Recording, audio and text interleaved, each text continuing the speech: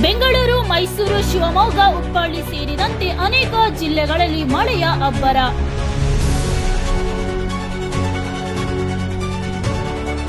ಕೆಲವೆಡೆ ಮನೆಗಳಿಗೆ ನೀರು ನುಗ್ಗಿದ್ದು ಜನರು ತಾತ್ಕಾಲಿಕ ಶೆಡ್ಗಳಲ್ಲಿ ಆಶ್ರಯ ಪಡೆದಿದ್ದಾರೆ.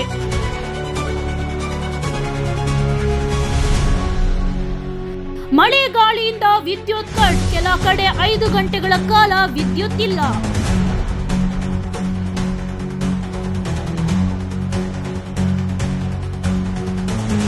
ಹೆದ್ದಾರಿ ಜಾಮ್, ಪಾದಚಾರಿಗಳಿಗೆ ಕಷ್ಟವೋ ಕಷ್ಟ, ವಾಹನಗಳು ನೀರಿನಲ್ಲಿ ಸಿಲುಕಿ ನಿಲ್ಲಿಕೆ. ಬಿಬಿಎಂಪಿ ತುರ್ತು ಸಿಬ್ಬಂದಿಗಳು ಕಾರ್ಯದಲ್ಲಿ ನಿರಂತರರಾಗಿದ್ದು 70% ಸಮಸ್ಯೆ ನಿವಾರಣೆಯಾಗಿದೆ.